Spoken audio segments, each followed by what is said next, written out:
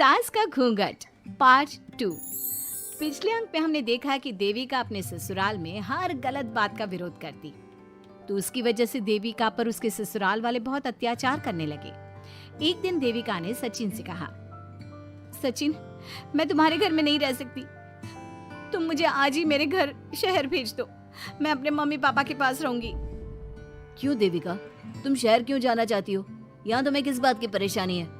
किस बात की परेशानी नहीं है सचिन, तुम्हारे घर के आदमी औरतों के साथ जानवरों जैसा व्यवहार करते हैं, मैं ऐसे माहौल में नहीं रह सकती। देखो देविका, तुम्हें यहीं रहना होगा। तुम्हारी शादी मुझसे हो गई है, अब मैं तुम्हारा पति हूँ और यही तुम्हारा घर है। अच्छा, तो तुम्हें याद है कि मैं तुम्हारी पत्नी हूँ? जब तुम्हारे पिताजी और चाचा जी मुझे एक हफ्ते के लिए कमरे में बंद कर देते हैं, तब तुम्हें क्यों याद नहीं आता कि जो औरत कमरे में बंद है वो तुम्हारी पत्नी है? जब तुम्हारे जीजाजी और भाई मुझसे बदतमीजी से बात करते हैं, मुझे खाने के लिए कुछ नहीं देते, तब भी तुम्हें याद नहीं आता कि मैं तुम्हारी पत्नी हूँ? देखो देविका, तुम बेकार की बातें मत करो। तुम यहाँ ढंग से रहोगी, सबकी बात मानोगी, तो कोई तुम्हें कुछ नहीं कहेगा। इस तरह जानवर की तरह रहना, ढंग से रहना है तो सॉरी सचिन, मैं नहीं रह सकती, मैं आज ही अपने घर जाऊंगी। ये बोलकर देविका अपना सामान पैक कर लेती है और घर से जाने लगती है। सचिन भी उसके पीछे पीछे चलता है और उसे समझाने की कोशिश करता है। जब ये सब जोगिंदर ने देखा तो बोल पड़ा, बहू, यह सब क्या हो रहा है? कहाँ जा रही हो? सचिन, बताओ अपने पिताजी को कि कहाँ जा रही हूँ मैं। तुम्हें शर्म नहीं आती अपने पति का नाम लेते हुए? मैं अपने पति का नाम ले रही हूँ, इसमें आपको क्या परेशानी है? आपका नाम तो नहीं ले रही हूँ ना? देविका, ये किस तरह से बात कर रही हो तुम पिताजी से? जिस तरह से करनी चाहिए उस तरह से कर रही हूँ बात। इससे अच्छी तरह से मैं तुम्हारे घर के किसी भी आदमी से बात नहीं कर सकती। तीनों की बात सुनकर घर के बाकी लोग भी वहाँ आ जाते हैं। तभी जोगिंदर कहता है, हमारे घर की औरतें अपने मर्दों का नाम नहीं लेती। तुम्हारे शहर में होता होगा, लेकिन हमारे यहाँ पर ऐसा कुछ नहीं होता। बहू, सचिन तुम्हारा पति है, तुम उसका नाम मत लिया करो। तुम अपने पति का नाम लेने की जगह ए जी, ओ जी, सुनो जी कहा करो। पति ना परमेश्वर होता है। तो परमेश्वर का तो हम नाम लेते हैं। क्यों माँ जी, क्या आप अपने इष्ट देव का नाम नहीं लेती? माँ जी, ये सब इन पुरुषों के बनाए तौर तरीके हैं, औरतों को दबाने के लिए। ये बेशर्म लड़की ऐसा नहीं सुधरेगी। ये हमारे घर की औरतों को भड़का रही है। सचिन, तुम इसे चुप कराओगे या फिर मैं करूं? नहीं नहीं पिताजी, मैं अभी समझा देता हूँ। चलो देविका अंदर, और कितना तमाशा बनाओगी मेरा। सचिन, मैं अंदर नहीं बाहर जाऊंगी, अब मैं यहाँ नहीं रह सकती। देविका की बात सुनकर महेंद्र कहता है, भाई साहब, ये लड़की इस घर से और गांव से बाहर ना जानी चाहिए, नहीं तो हमारे घर और गांव की औरतें भी ऐसी ही हरकतें करेंगी, वो भी मर्दों के खिलाफ बगावत करेंगी। और मैं भी देखती हूँ कि मुझे घर से बाहर जाने से कौन रोकता है। बहू, इनसे बहस करने का कोई फायदा नहीं, तुम अंदर चलो। इस गांव के मर्दों के अंदर बहुत अहंकार भरा हुआ है। देविका किसी की बात नहीं सुनती और अपना सामान उठाकर घर से बाहर जाने लगती है। तभी वहाँ मोहन और कल्याण आते हैं। कल्याण देविका के हाथ में से उसका सूटकेस छीन लेता है और मोहन देविका को जोरदार थप्पड़ मारता है। देविका का सर दीवार में लगता है और वो बेहोश हो जाती है। देविका, देविका तुम ठीक तो? भैया, आपकी हिम्मत कैसे हुई मेरी पत्नी पर हाथ उठाने की? सचिन, तुम जल्दी से देविका भाभी को अंदर कमरे में ले जाओ, मैं अभी वैद्य जी को लेकर आती हूँ। वीना जल्दी से वैद्य जी को लेकर आती है। वैद्य जी थोड़ी देर तक देविका की जांच करते हैं और कहते हैं, मुबारक हो आप सबको, आपकी बहू माँ बनने वाली है। अभी तो मैं आपको दवाई दे देता हूँ, लेकिन आगे इनके इलाज के लिए आपको दाई अम्मा को बुलाना होगा। ये बात सुनकर घर के सभी लोग खुश होते हैं। देविका को जब होश आता है, उसे ये बात पता चलती है तो वो बहुत खुश होती है। वो सबसे कहती है, मैं अपने बच्चे को यहाँ नहीं रख सकती। क्यों बहू, क्या हुआ? अब तुम ये सब बातें मत सोचो, तुम्हें आराम करना चाहिए। नहीं माँ जी, आप नहीं समझ रही।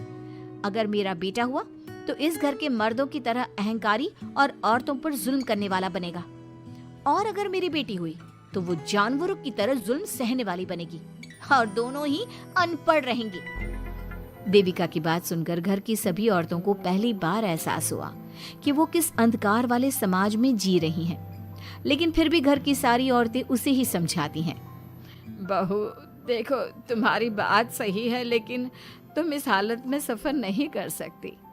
हाँ बहू, तुम यहीं रहो, अपना और अपने बच्चे का ख्याल रखो।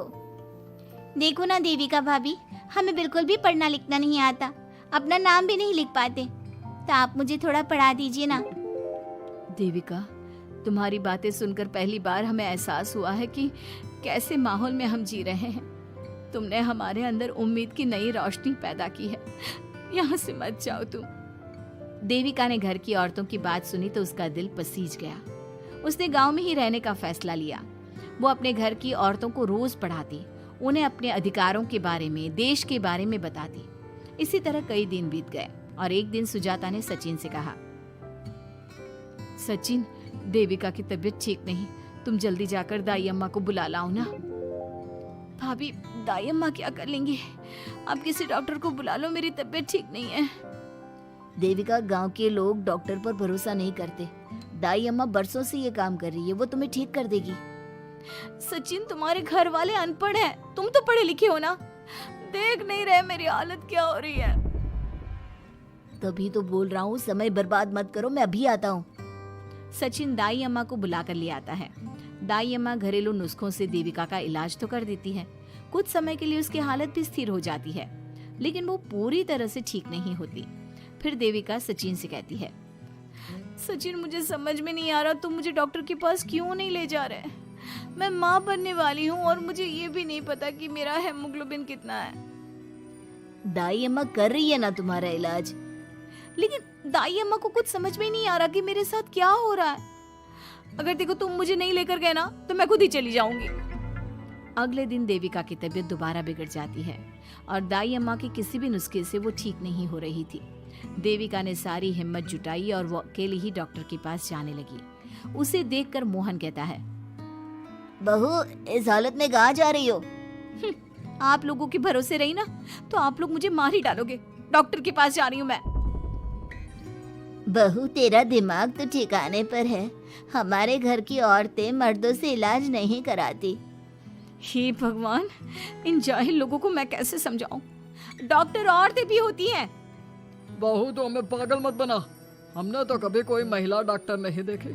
तू झूठ बोलकर निकलना चाहती है ना? इस गांव की सरहद से आप लोग कभी बाहर नहीं गए ना, इसलिए आप लोगों को नहीं पता कि महिलाएं डॉक्टर के अलावा क्या क्या है। ए लड़की, तुझसे तमीज से बात कर रहे हैं तो तू ज्यादा हवा में मत उड़। बोला ना एक बार, चल अंदर जा। चाचा जी, मैं अंदर नहीं जाऊंगी, डॉक्टर के पास जाऊंगी। मेरा इलाज सिर्फ डॉक्टर ही कर सकता है। ये बोलकर देविका घर से निकल रही थी कि तभी जोगिंदर ने उसे कमरे में ले जाकर बेड पर जोर से धक्का दे दिया, जिसकी वजह से देविका के पेट में चोट लग गई और वो दर्द की वजह से जोर जोर से चिल्लाने लगी। ये देखकर घर की सारी औरतें देविका को संभालने लगी। देविका, हिम्मत रखो, सब ठीक हो जाएगा। देविका भाभी, आप ठीक हो ना? माँ, कुछ करिए ना, भाभी की तबीयत बहुत खराब हो रही है। लेकिन मैं क्या कर सकती हूँ? भाभी, कुछ तो करो, कहीं बहू को कुछ हो ना जाए। उधर जोगिंदर मेन गेट पर बड़ा सा ताला लगा देता है और कहता है, आज के बाद इस घर से कोई भी औरत बाहर नहीं निकलेगी। देविका का बच्चा भी इसी घर में होगा, ये जिंदा रहे या मर जाए। जोगिंदर की बात सुनकर सभी औरतें बाहर आती हैं।